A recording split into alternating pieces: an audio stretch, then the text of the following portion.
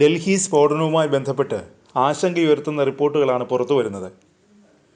White collar terror മോഡ്യൂളിനെക്കുറിച്ചുള്ള ചർച്ചകൾ നടക്കുന്നു. ശ്രീനഗറിൽ ഭീകരസംഘടനയായ ജെയ്ഷെ മുഹമ്മദിൻ്റെ പോസ്റ്ററുകൾ പ്രത്യക്ഷപ്പെട്ടതോടെയാണ് നിലവിലെ സംഭവങ്ങളുടെ തുടക്കം.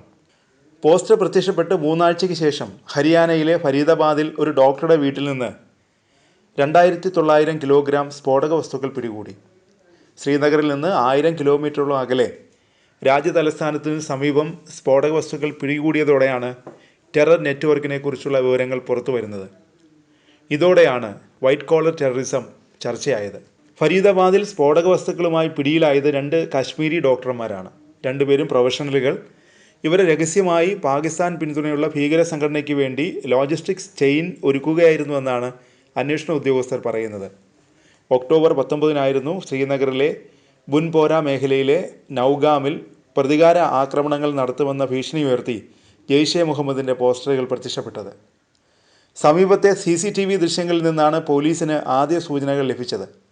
ഈ ദൃശ്യങ്ങളിൽ നിന്ന് ഫരീദാബാദിൽ ജോലി ചെയ്യുന്ന കാശ്മീരി ഡോക്ടർ മുസമ്മിൽ അഹമ്മദ് ഖാനെക്കുറിച്ചുള്ള നിർണായക സൂചനകൾ ലഭിച്ചു. പുൽവാമ സ്വദേശിയായ ഡോക്ടർ മുസമ്മിൽ അഹമ്മദ് ഫരീദാബാദിലെ അൽഫല ആശുപത്രിയിലെ എമർജൻസി വിഭാഗത്തിലാണ് ജോലി ചെയ്തിരുന്നത്. ജമ്മു കാശ്മീരിൽ നിന്നുള്ള അന്വേഷണ സംഘം ഹരിയാനയിലെത്തി ഡോക്ടറെ ചോദ്യം ചെയ്യാനായി കസ്റ്റഡിയിലെടുത്തു. ചോദ്യം ചെയ്യലിൽ താമസ സ്ഥലത്ത് സ്ഫോടക വസ്തുക്കൾ സൂക്ഷിച്ചിട്ടുള്ളതായി ഡോക്ടർ മൊഴി നൽകി. വീട്ടിൽ നടത്തിയ പരിശോധനയിലാണ് സ്ഫോടക വസ്തു ശേഖരം കണ്ടെത്തിയത്.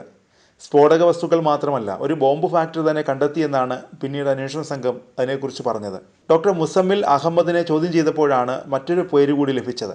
ഡോക്ടർ ആദിൽ റാത്തർ. ഖാസി ഗുണ്ടിൽ നിന്നുള്ള കശ്മീരി ഡോക്ടറാണ് അദ്ദേഹം. ഉത്തർപ്രദേശിലെ സഹാരൻപൂരിലെ സ്വകാര്യ ആശുപത്രിയിലേക്ക് മാറും മുമ്പ് അനന്ത്നാഗിലെ മെഡിക്കൽ കോളേജിൽ സീനിയർ റെസിഡന്റ് ഡോക്ടറായിരുന്നു അദീൽ. ഡോക്ടർ അദീലിനെ പിന്നീട് അറസ്റ്റ് ചെയ്തു. ഡോക്ടർ അദീലിനെ ചോദ്യം ചെയ്തതിൻ്റെ അടിസ്ഥാനത്തിൽ അനന്ത്നാഗിലെ ഗവൺമെൻറ് മെഡിക്കൽ കോളേജിലെ ലോക്കർ അന്വേഷണ സംഘം പരിശോധിച്ചു. AK-47 റൈഫിൾ പരിശോധനയിൽ അന്വേഷണ സംഘം കണ്ടെത്തി. 2 ഡോക്ടർമാരും വൈറ്റ് കോളർ ടെറർ മോഡ്യൂളിൻ്റെ ഭാഗമാണെന്ന് പോലീസ് പറഞ്ഞു. വിദ്യാസമ്പന്നരും നഗരവാസികളുമായ, ഒരിക്കലും സംശയിക്കാൻ യാതൊരു സാധ്യതയുമില്ലാത്ത ചെറുപ്പക്കാരെ ടെറർ ഗ്രൂപ്പുകൾ പങ്കാളിയാക്കുന്നതിൻ്റെ നേർചിത്രമാണ് പോലീസ് പങ്കുവച്ചത്. ഡോക്ടർമാർ, എഞ്ചിനീയർമാർ, അധ്യാപകർ എന്നിവരെയൊക്കെ ടെറർ ഗ്രൂപ്പുകൾ അവരുടെ പ്രവർത്തനങ്ങൾക്കായി ഉപയോഗിക്കുന്നുവെന്നും പോലീസ് പറയുന്നു. അതിനിടെയാണ് സ്ഫോടക വസ്തുക്കളുമായി അറസ്റ്റ് ചെയ്ത ഡോക്ടർമാരുടെ കൂട്ടാളിയാണ് ചെങ്കോട്ടയിൽ സ്ഫോടനം നടത്തിയതെന്ന് അന്വേഷണ ഉദ്യോഗസ്ഥരുടെ ഞെട്ടിപ്പിക്കുന്ന വെളിപ്പെടുത്തൽ പുറത്തു വന്നത്.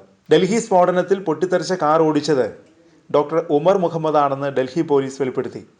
കശ്മീരിലെ വീട്ടിൽ നിന്ന് ഡോക്ടർ ഉമറിൻ്റെ അമ്മയെയും സഹോദരനെയും പോലീസ് കസ്റ്റഡിയിലെടുത്തു. അതിനിടെ ഉമറിന് ഏതെങ്കിലും ഭീകര സംഘടനയുമായി ബന്ധമുണ്ടെന്ന കാര്യം അറിയില്ലെന്നാണ് സഹോദരൻ്റെ ഭാര്യ പറയുന്നത്. ശാന്ത സ്വഭാവിയാണ് ഉമറെന്നും അവർ മാധ്യമങ്ങളോട് പറഞ്ഞു. കഴിഞ്ഞ വെള്ളിയാഴ്ചയാണ് ഒടുവിൽ ഉമറുമായി സംസാരിച്ചത്. 2 മാസം മുമ്പ് വീട്ടിൽ വന്നു പോയി. വളരെ കഷ്ടപ്പെട്ടാണ് പഠിപ്പിച്ച് ഡോക്ടറാക്കിയത്.